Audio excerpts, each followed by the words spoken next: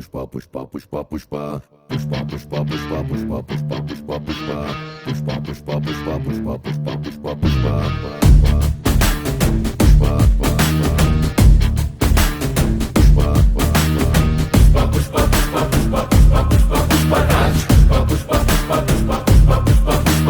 ಗಡ್ಡ ಹಂಗೆ ಸವರುತ್ತಿದ್ರೆ ದೇಶವೇ ಹೆದರಿತ್ತಂತೆ